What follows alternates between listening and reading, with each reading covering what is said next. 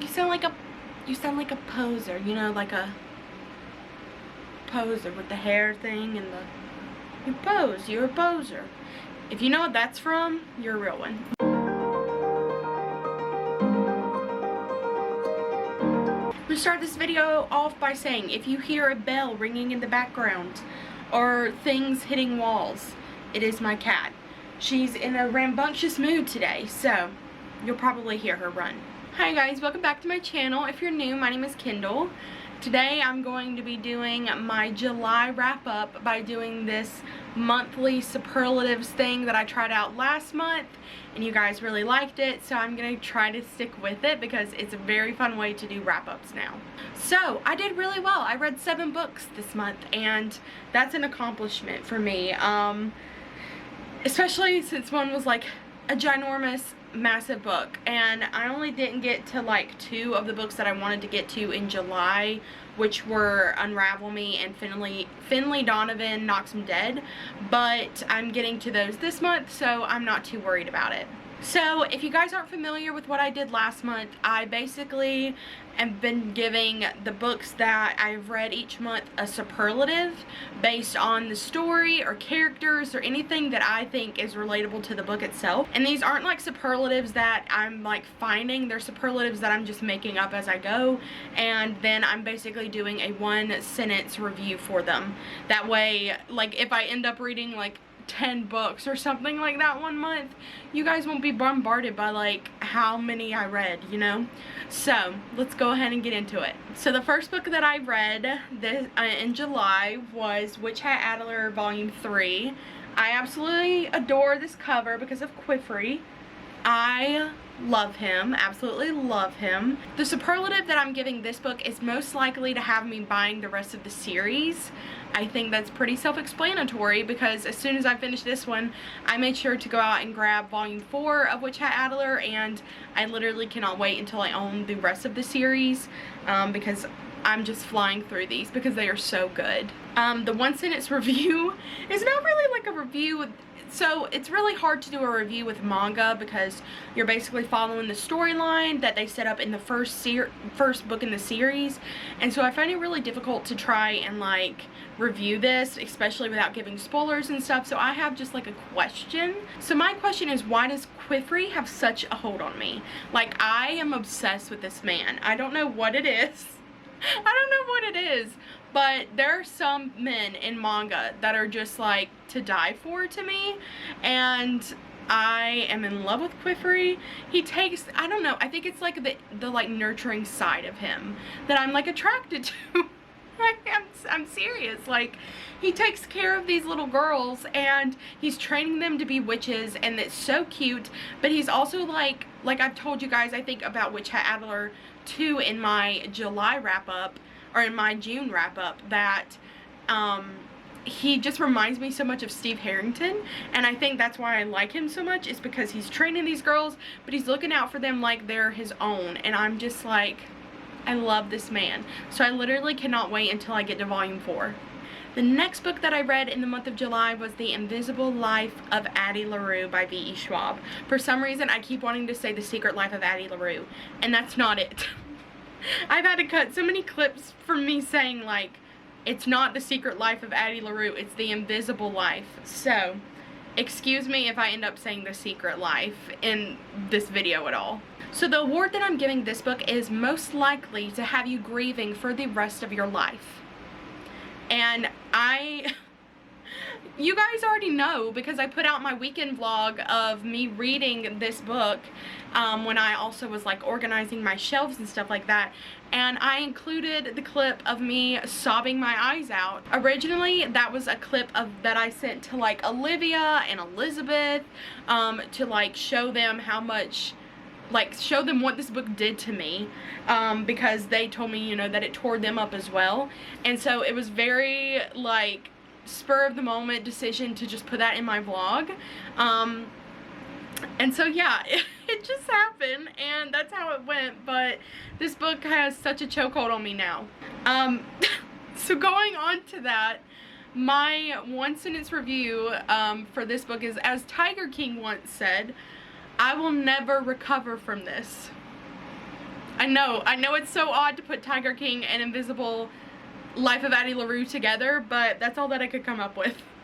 It's all that's going on up here. I don't know, but yeah, I will never recover from this, but in the best way possible. So the next book that I read in July went with my Summerween vlog, and it was part of my Summerween TBR, and it was The OK Witch. And oh my gosh, this graphic novel was so cute. I think I've shown you guys, but like the graphics in here, they're so pretty. There's a lot of like words for a middle grade graphic novel in this, you know, in this. So I think that's why I really enjoyed it, because it didn't feel like, it felt like a plain graphic novel to me because of the wording and things like that. The award that I'm giving this one is Best Message in a Graphic Novel.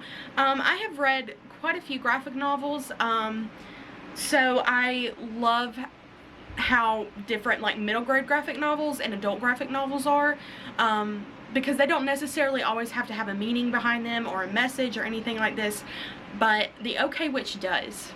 And, you know, Moth is this 13-year-old girl, and she just does not fit in, and she finds another boy who does not fit in, but she learns how to love herself and figure out that you don't have to be accepted by everybody in order to live the best life possible.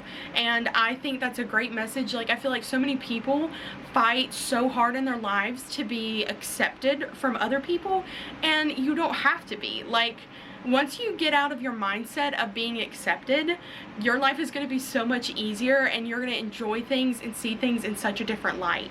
And my one-word review for this is also a question, and it is, can I please have a talking cat that gives me advice? Because Peanut Butter, she does her job, you know, she's here, she comforts me, she gives me love, and gives me stuff to do, and I take care of her. She's my child, I love her, but if she could talk, you know, like I talk to her, I feel like our relationship would be a lot better.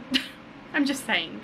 The next book that I read was also part of Summerween, and it was The Last House on Needless Street by, I've heard people say Katrina Ward or Catriona Ward, so I don't know how you say her name. So yeah, Katrina or Catriona Ward. There you go. This book was so good. Oh my gosh, was it good. I teetered on giving it like a 4 or 5 stars, and it ended up being a 5-star read for me because I just couldn't not give it 5 stars. The award that I'm giving this book is most likely to create its own genre. Me and Olivia buddy read this book for Summerween, and I think we kind of agreed on that part. Like, this book, it goes into horror, and it goes into different things and different themes throughout it, and it literally feels like its own genre of books. Like, I honestly don't know what I would put this under, because you have like psychological elements, and you have horror elements, and you have like mental health elements. You have a bunch of stuff that goes into this book, and it's just like, it feels like it deserves its own shelf, you know what I mean? So apparently I'm just doing questions instead of sentences for these 1-sentence reviews, but my 1-sentence review for this book is, who knew that mental health and horror belonged so well together? I'm not going to go into detail because I don't want to spoil it for anybody, but oh my gosh, like, it fits so well, and this was just an amazing read. I highly recommend it, especially with fall season coming up. This will be the perfect spooky read for fall. I don't start reminding myself to charge this battery so that it doesn't die in the middle of videos anymore. Oh my gosh. The next and last book that I read for Summerween was The Haunting of, I say Evelyn Jones, but some people say Evelyn or other stuff, but I don't know how it's said. I say Evelyn. My accent comes out with it. So this is by Phil Hicks. This was actually kind of scary for middle grade. Like, a little scary. So that's why the award that I'm giving this one is scarier than I'd like to admit, because there were parts in this book that I was reading at nighttime, and I was like, I'm gonna have to sit you down for a second, Evelyn, because you are making me nervous.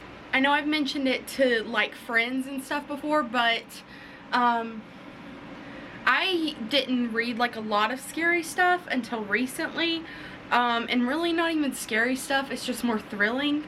But I'm hoping to get more into that this fall with the spooky books and all that good stuff. But I mean, I read a few books here and there, But Mary Downing Hahn, I didn't read like all of her books, but I read a few of hers, and she was always like one of my favorite authors when I was younger, which was so weird because I used to not be into like horror or anything like that. Like that stuff scared me. I was not feeling it. So when I like read it, I was like confused that I liked it. But I think if you like her books, you'll like this book because you have these sweet, innocent characters, but they're undergoing like these things that are not sweet and innocent, you know? My one sentence review for this book is kind of a sentence, kind of a question, but I mean, to me, it's just, this is the review. If you find a missing person's diary, who like sees ghosts and stuff like that, maybe don't read it. Maybe don't, because just maybe don't, you know? Unless, you know, there's not much else to say about that one, to be quite honest. The next book that I am so proud that I got through. It took me longer than I like to, it took me longer than I thought it was going to, not that I like to admit, because it's a big book. She's a big one. And it is House of Earth and Blood, the first book in the Crescent City series by Sarah J. Maas. She's almost 800 pages, literally one page off. And the plan was to read this in a weekend and do like a weekend reading vlog where like, you know, all of that stuff. But I had already done so many vlogs the past few weeks, and oh my gosh, I needed a break. And I just didn't get to read this all in one weekend. It actually took me about a week, but I would say that's pretty good progress, you know? Because there were some days where I didn't like read it like a lot, so I got it done. But oh my gosh, am I in love now. Absolutely adored this book. It is up there with probably like my top reads of the year, if not my favorite book of the year. Or book that I've read this year, not book of the year, but the book that I've read this year. It was really good. The award that I'm giving this book is Best Written Characters. Sarah J. Maas always does this, in my opinion. She always writes characters that are just so easy to love and to feel like you're a part of their friend group. I know when I read like the A Court of Thorns and Roses series, I loved so many of the characters and I felt like I was there with them, and she just writes them very well. I don't know how she does it, but you want to be their friend, you want to be in their circle, you just want to live in the world that she creates. And I have one sentence review for this one that slightly breaks my heart, but if you've read this, you will know what I'm talking about. And that review is, my friends are with me and I am not afraid. That's all I have to say. That's all I have to say. Oh, I don't think I love this book. Like, I'm going to be ranting and raving about this for the rest of the year, so be prepared. And the last book that I read in the month of July was Ariadne by Jennifer Saint, which this is a Greek mythology retelling. Oh my gosh, it was amazing. I was supposed to like buddy read this with Elizabeth, and I guess we kind of did. In a way, I kind of let Elizabeth down with this one. She got to read it and she absolutely loved it. I think she read it in like 2 days, and this was one that I like started before Summerween happened, and then I put it on pause for Summerween, and I just got caught up doing so many different things, and so I didn't get to pick it up till till the end of the month. And then I finished it and I was like, oh my gosh, I need more Jennifer Saint books. I do own Electra and I cannot wait to get to it, and I hope that she writes more. The award that I'm giving this book is the most beautifully written story. I think Jennifer Saint has a way with words when she writes Greek mythology. When I think of Greek mythology, I think of a lot of details. There are so many things that are within the stories that you don't even think of like coming up with when you are writing yourself or when you're reading other books that are in the worlds that people write with mythology. She beautifully wrote each character in the story. She had a nice flow to it. She just had me like picturing so many things. I'm a very vivid Like, I have a very vivid imagination, and I have always had one since I was little. And so being able to picture this world that she is describing, and picture these characters, and just picture everything that she is talking about in this book, just makes the story what it is. And my review for this book is that this book explains exactly why I prefer Greek goddesses over Greek gods. If you don't know much about Greek gods or goddesses, I prefer the goddesses. I do have a tattoo of Athena on my arm. She's one of my favorite goddesses.